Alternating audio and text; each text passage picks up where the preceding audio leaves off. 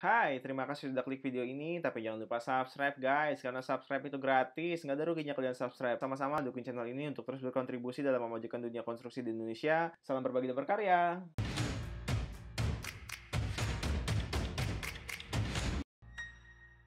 Hai, selamat datang kembali di channel Calon PM. Di channel ini kita biasa membahas berbagai hal yang berkaitan dengan dunia konstruksi, khususnya teknik sipil dan arsitek. Buat kalian yang tertarik, nggak usah ragu, langsung aja subscribe. Admin juga ada Instagram nih, di calon_PM. Di sana admin biasa sharing info-info singkat ya seputar dunia konstruksi. Dan kalau kalian ada yang mau bertanya, silahkan DM aja. Kalau admin ada waktu, pasti admin bales. Nah, di video kali ini admin akan membahas mengenai etiket ya, atau yang lebih dikenal dengan kop gambar. Apa itu etiket ya? Etiket adalah serangkaian informasi atau keterangan yang terdapat dalam gambar, yang berfungsi untuk memberikan informasi yang lebih jelas agar dapat dipahami oleh orang atau instansi terkait. Nah, etiket ini wajib nih ada pada gambar desain, gambar kerja atau shop drawing maupun pada asbut drawing. Buat lebih jelasnya, di dalam etiket ini ada informasi apaan aja sih? Berikut contoh etiket pada proyek admin. Mungkin tiap proyek bisa berbeda-beda ya, tapi intinya sama aja. Ya, jadi ini adalah contoh dari etiket atau kop gambar shop drawing ya, teman-teman. Jadi yang teman-teman lihat di sini, ini adalah kopnya.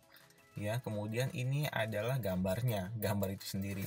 Nah, yang kita mau bahas sekarang adalah kop gambarnya dulu nih. Nanti kalau untuk pembacaan gambar dan sebagainya, kita lanjutin di video-video berikutnya ya. Nah, jadi video kali ini saya hanya bahas mengenai kop gambar atau etiket ini aja ya.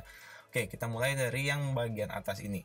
Nah, pada bagian atas ini biasanya kita menuliskan project name ya, atau nama dari sebuah project tersebut. Ya, jadi ini adalah informasi project ya, informasi dari sebuah project, namanya apa, kemudian alamatnya di mana, seperti itu ya.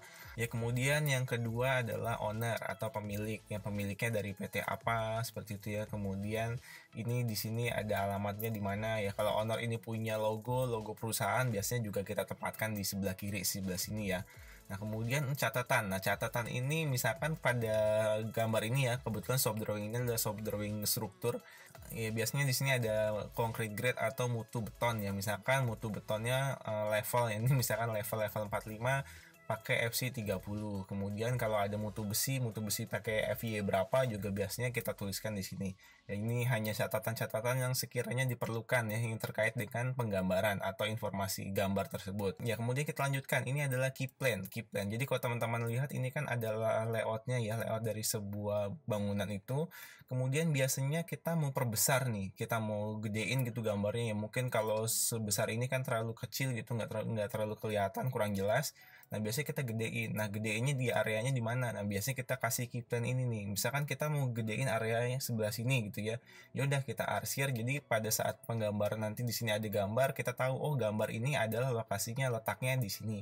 Seperti itu ya. Jadi ini hanya untuk mempermudah aja supaya kita nggak nyari-nyari oh ini dari grid mana apa segala macam gitu ya. Jadi ini untuk mempermudah. Nah, kemudian selanjutnya adalah nama-nama dari konsultan nih, biasanya ada di bagian atas. Nah, biasanya nih teman-teman, buat proyek-proyek besar itu konsultannya nggak cuma satu, banyak gitu ya. Kita coba bahas satu persatu ya. Nah, biasanya ada lead core-nya, ada pemimpinnya, ada bagian koordinatornya gitu ya dari si konsultan. Nah, kalau ada koordinatornya biasanya di sini kita kasih logo ya, logo perusahaan mereka nih apa, kemudian nama perusahaan, nanti di sini ada alamat lengkapnya di mana, nomor telepon, fax, email, website dan sebagainya ya. Nah, semua informasi tentang perusahaan itu kita cantumkan di sini. Ini sangat-sangat penting ya. Kenapa? Jadi kita tahu bahwa gambar ini merupakan produk dari si perusahaan ini atau konsultan ini gitu ya. Nanti kadang mereka suka ngasih nomor registrasi tersendiri gitu ya. Nah, biasanya mereka suka cantumkan juga kadang.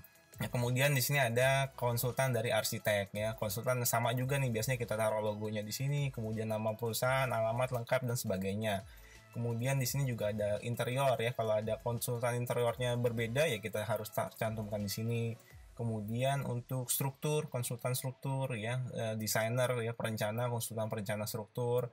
Kemudian ada MEP ya. MEP ini apa? MEP ini mechanical, electrical, dan plumbing ya. Kita juga harus cantumkan di sini. Kemudian kalau ada konsultan fasad, cantumin juga. Kemudian construction cost management konsultan. Nah, biasanya ada beberapa project yang dia mempunyai konsultan cost sendiri. Maksudnya gini, si konsultan-konsultan ini di atas dia kan mendesain sebuah desain, misalkan fasad ya, desain fasad. Nah, kemudian biaya yang dihasilkan dari desain itu, misalkan mereka menghitung materialnya, kebutuhannya apa segala macam secara detail, ini kadang ada konsultan tersendiri nih teman-teman.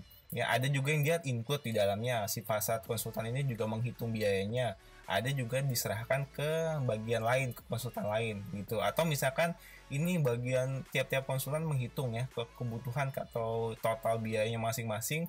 Nah, jadi nanti mungkin bagian konsultan cost ini dia pada saat pelaksanaan konstruksi. Jadi pelaksanaan konstruksi dari kontraktor bikin petagihan, nah biasanya suka dicek oleh mereka nih. Nah, ini berbeda-beda tiap proyek ya, cuma intinya kurang lebih kadang suka seperti itu. Kemudian ada landscape konsultan, ya mechanical planner konsultan, ini kadang ada beberapa ada beberapa bagian khusus dari mechanical ini yang kadang suka dipecah gitu. Misalkan khusus untuk AC sendiri gitu ya, dia menghitung perencanaan tentang AC atau tentang pemipaan dan sebagainya. Nah, itu kadang suka dipecah, nggak termasuk dalam konsultan MEP ini. Kemudian untuk lighting juga, kalau ada lighting yang khusus gitu ya, nah biasanya juga ada konsultannya, ada perencananya. Nah, kemudian kita lanjutkan, ini adalah main con ya. Jadi ada kontraktor utamanya. Ya, berhubung ini gambar soft drawing kan, kita biasanya sudah ada kontraktornya ya. Nah, kontraktor ini seperti biasa juga kita kasih logo, kemudian nama perusahaan, alamat, email, dan sebagainya. Nah, subkontraktor. Nah, subkontraktor ini apabila gambar ini diproduksi oleh si subkon. Nah, biasanya subkon ini membuat gambar detail gitu ya, membuat gambar-gambar detail, kemudian mungkin kayak misalkan orang-orang interior, mereka kan biasanya punya detail tersendiri. Nah, si subkon ini kadang dia membuat ya gambar-gambar detail itu, kemudian mereka akan submit ke main con ya, ke main kontraktor ini. Nah, kemudian ini ada status ya, status. Nah, status di sini tabel ini ditujukan untuk konsultan nih teman-teman. Jadi kalau konsultan ini sudah approve ya dia contreng di sini, kemudian dia sign, kemudian kasih tanggal gitu ya.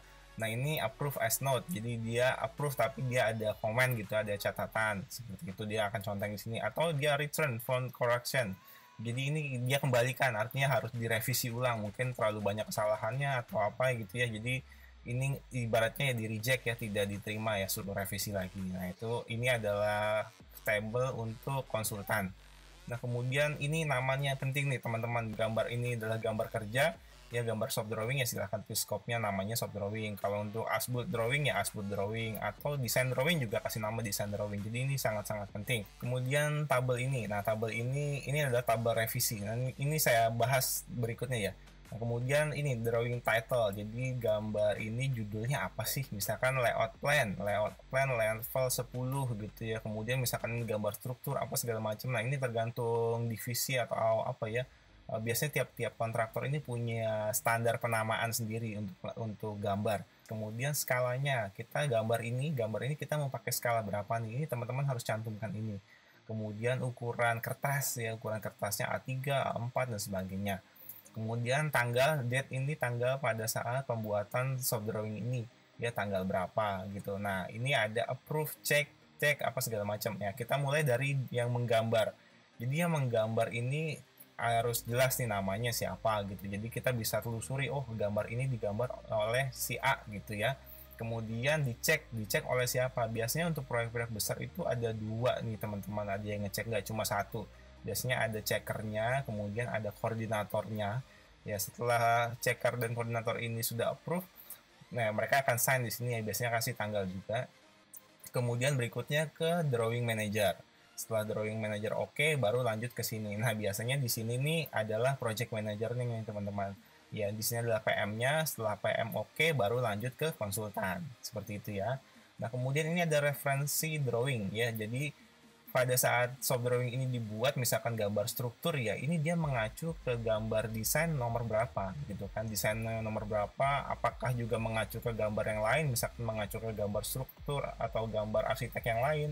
Nah, mereka harus cantumkan di sini. Jadi si orang-orang ini pada saat ngecek dia tahu, oh gambar ini saling keterkaitan ya, punya keterkaitan dengan gambar desain nomor berapa segala macam. Jadi orang-orang ini juga akan bisa ngecek nih, double check dengan gambar referensi ini. Kemudian ini untuk nomor drawing atau drawing number ya, jadi ini adalah drawing number ya, jadi nomor gambar seperti itu ya. Ini wajib banget teman-teman harus cantumkan. Nah, biasanya tiap-tiap masing-masing proyek ini punya apa ya? Punya standar masing-masing seperti itu. Biasanya standarnya sih sama aja. Kemudian SD ini adalah singkatan dari soft drawing. Kemudian STR ini adalah struktur. Kemudian LP ini adalah layout plan seperti itu ya. L10 ini adalah levelnya, level lantai ya, level lantai 10 seperti itu ya. Kemudian 01 ini adalah 01 adalah nomor gambarnya. Jadi misalkan gambar ini 01, misalkan nanti gambar lain 02 gitu ya. Misalkan gambar ini berlembar-lembar, biasanya ini ada 01 strip 01 gitu ya. Nanti ada 01 strip 02 gitu ya kalau jumlahnya lebih dari satu lembar. Nah, kemudian ini adalah status. Ini adalah status dari si gambar ini sendiri, si soft drawing ya. Jadi kalau pertama kali teman-teman baru mengajukan ke konsultan, ini tulisannya R0. Ya, nah pada saat dari konsultan katakan nanti ada di reject ya, harus kembali, harus dikoreksi, misalkan ada komen apa gitu. Nah, pada saat selanjutnya teman-teman ajukan, ini adalah revisi 1. Ya, misalkan revisi 1 apa yang dikoreksi atau yang direvisi, misalkan adalah ukuran kolom. Ya, teman-teman harus tulis ukuran kolom gitu ya.